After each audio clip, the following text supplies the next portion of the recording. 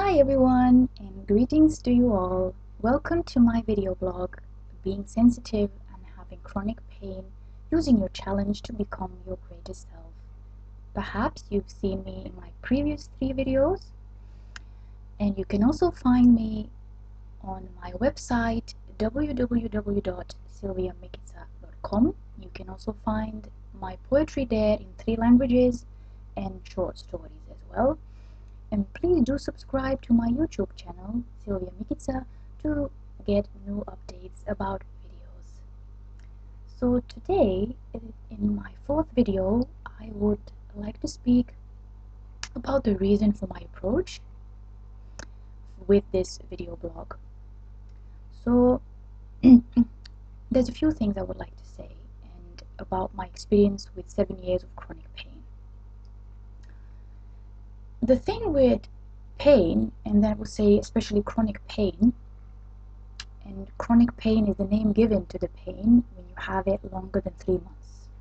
So any pain that you have longer than 3 months is qualified as chronic. And so any pain, chronic pain I would say, so pain that takes a long time and that you have on a daily basis could be called torture. To just say it like that. Pain is torture. And pain is also used as torture. And there is a reason for that. So to refer to my 3rd video with the topic dealing with those who don't understand, who don't want to understand, or often cannot understand, or are not able to deal with it for various reasons, and please check out my 3rd video if you have not yet, that people who have never experienced this or can't understand, they have to realize that for everyone, for every person, there comes a point that they will succumb to pain. Yet no one is that strong to be able to withstand every possible pain. There comes a point that you succumb, either physically or mentally. Pain is torture. And pain is used as torture for a reason. And I would say that a lot of my pain at points in time has been unbearable. That's the word, unbearable. How unbearable is your pain? In pain theory and in pain clinics, they use a scale from 0 to 10 to give a number to your pain, expressing how bad your pain is, how it feels to you.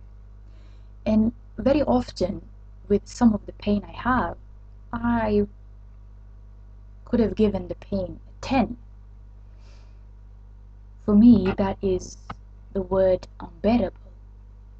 A 10. How much more can I take than that? So, pain is torture that eventually everyone would succumb to. So people who don't understand this must eventually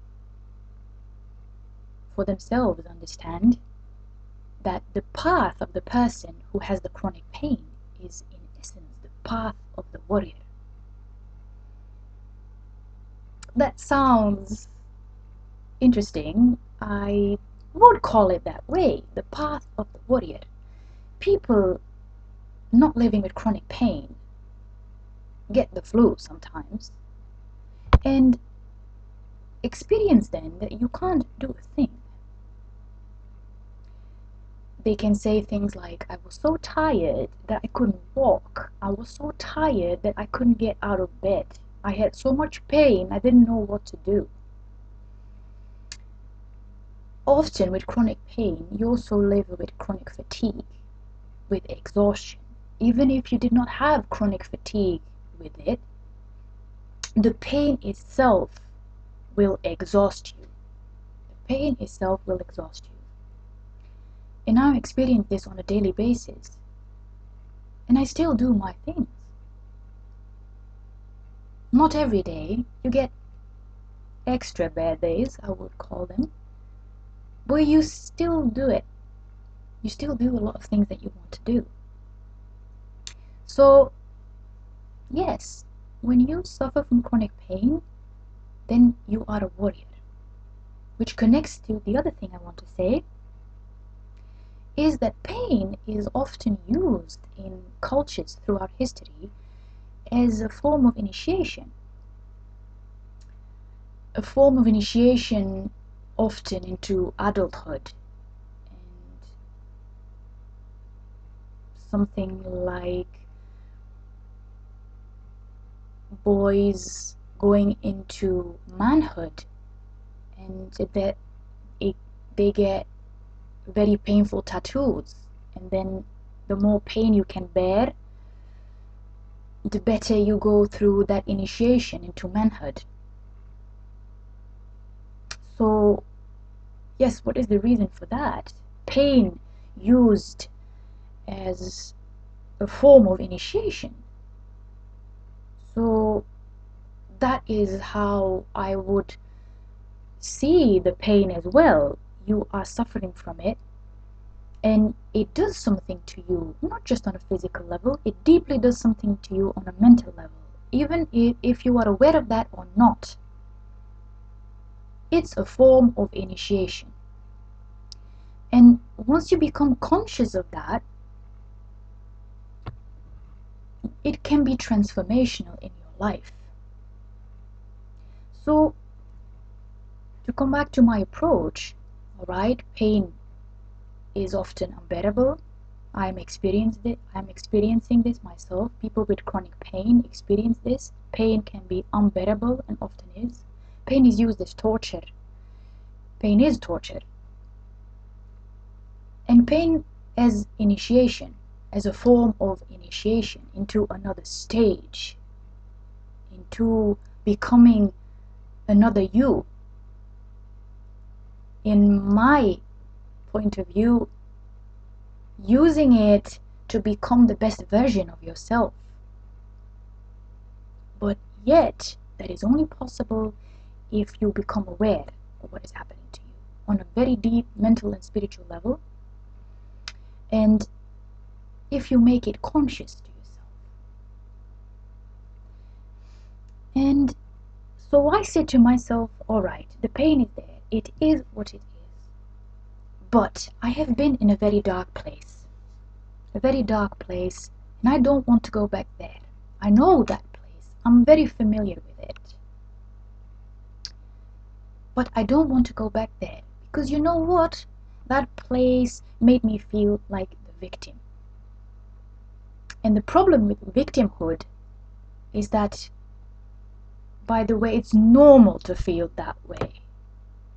You get that. It's happened to you and you've lost your previous life. It's gone. So you grieve. It's grief. You go through mourning process. You feel the victim. It's happened to you, right? For whatever reason, you have it. And it's a very dark place. And being the victim means that you're not in control. I've been to that place. I've really gotten to know it. And as I've heard,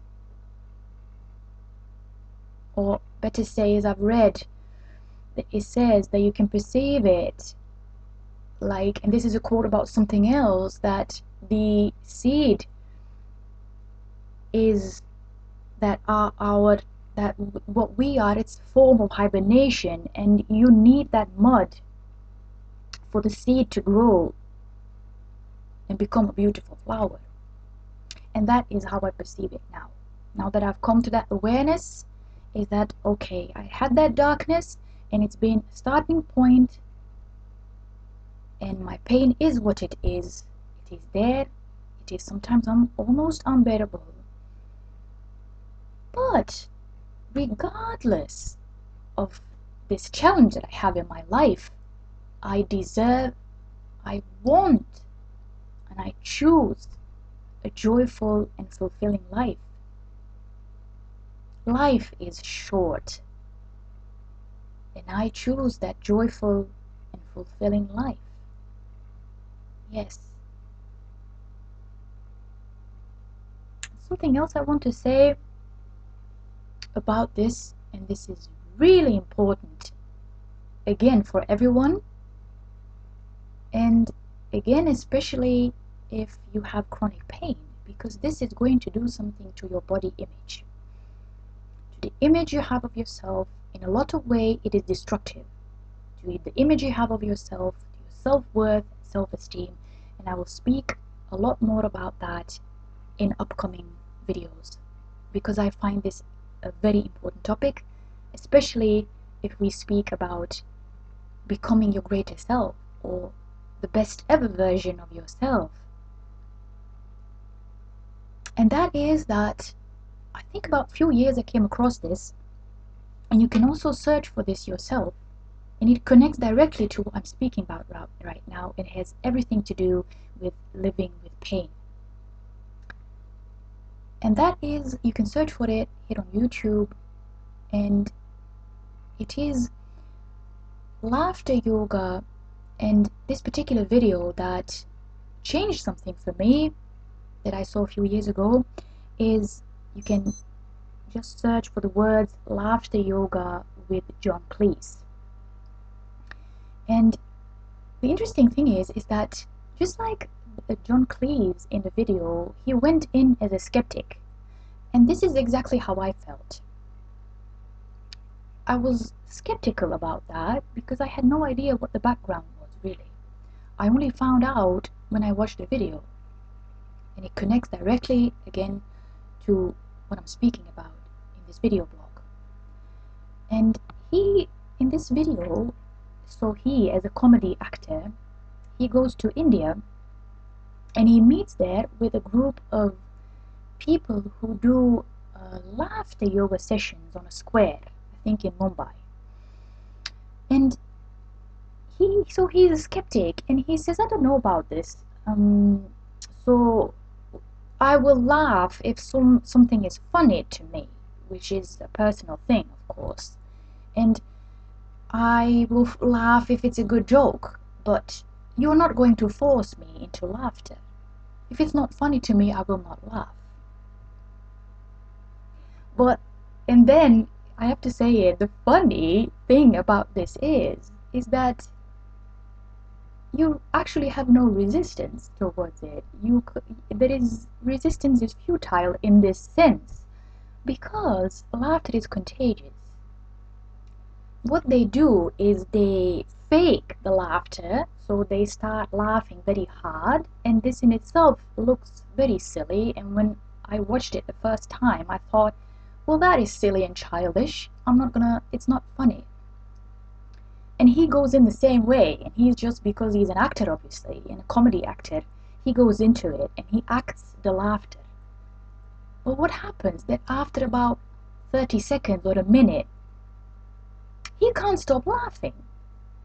And when it's all finished, he speaks to one of the organizers of this session, and this person, he's researched this on a biological level as well, and he says, and this is the absolute fascinating part, he says that the body, or the brain, does not know the difference between fake laughter or real laughter.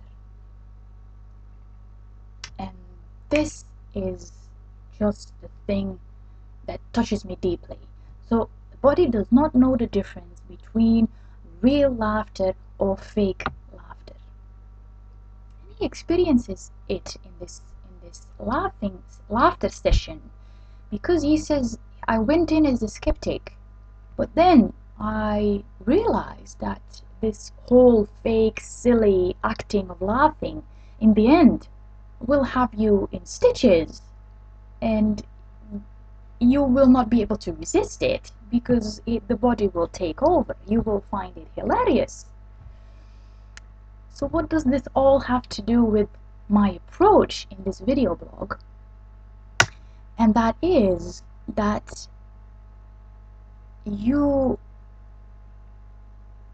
it is what the opposite of that is having been in such a dark place. And I thought to myself, if the body doesn't know the difference between fake or real laughter, then the body will also register it if I'm like this all day, every day, all of the time. And I have to be aware of this, and I have to be conscious of this. It all has to do with that we even often forget to breathe in the right way when we have pain, because we contract our muscles, we make ourselves into a fetal position, and we resist, almost like making fists against the pain. And this video reminded me of that you can have the opposite of this, which is putting your whole system into a negative cycle. So, to summarize, you have chronic pain, you live with it on a daily basis. Some days are worse than other days, depending on so many factors personal to you. And it is what it is. That is often a magical phrase. It is what it is, and from there on we can move away. It is what it is. Okay, a form of acceptance. And then you say, all right, well, what can I change? What can I change? Can I put a smile on my face? Then anyway, because my body doesn't know the difference. If I put a smile on my face, will I feel happy? Will I feel joy automatically or after a while? What if I try that every day, regardless of my pain? Okay, it might be very tough if you have a very bad migraine. So search for the moment that you can try doing that and see it as an experiment. I'm doing it myself right now. Because what do you have to lose? It is what it is. And then, regardless of that pain, which is torture, which is often unbearable, which you could give on a 0, from 0 to 10 on a scale, you could give it an 8 or a 9 or even a 10. Oh, it is what it is. And be patient with yourself and compassionate. If it doesn't work one day, it will work the other day. And when you fall, you will get up. So regardless of that, it is what it is. I have the pain. I choose a joyful and fulfilling life. And I choose that what empowers me. I choose to focus on that.